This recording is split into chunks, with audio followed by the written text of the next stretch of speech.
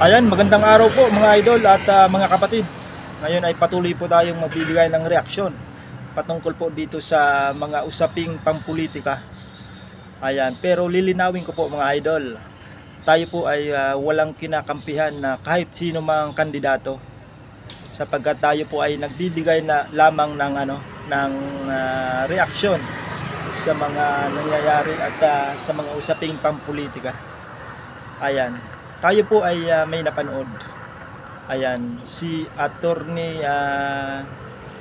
Larry Gadon, kung hindi ako nagkakamali. Ayan, sapagkat binanatan po ni Attorney Larry Gadon itong ginawang political rally ng PDP Laban na pinangungunahan nitong si dating Pangulong Rodrigo Roa Duterte. Ayan.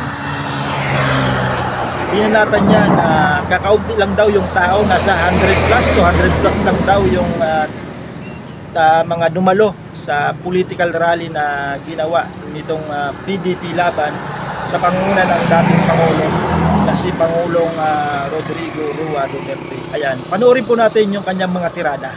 Dito po.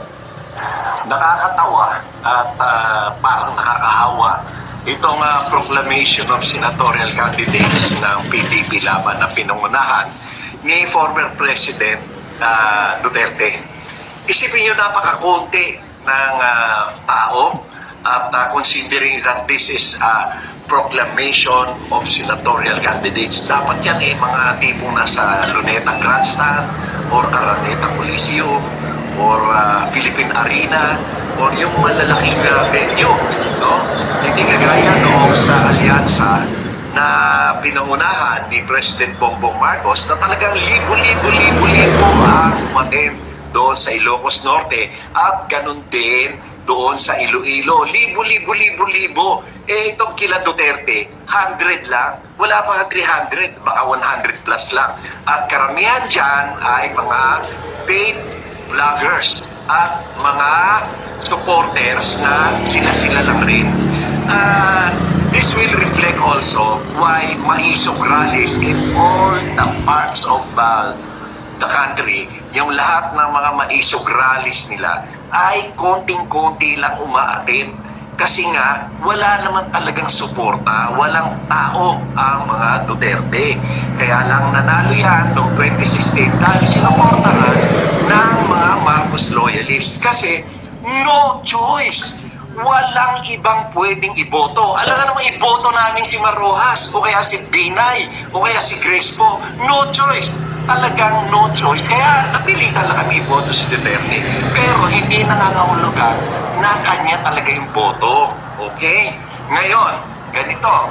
Noong 2016, noong 2021 pala, ay nagpa-survey ang Malacanang at inutusan ang mga congressman na mag-conduct ng mga internal surveys.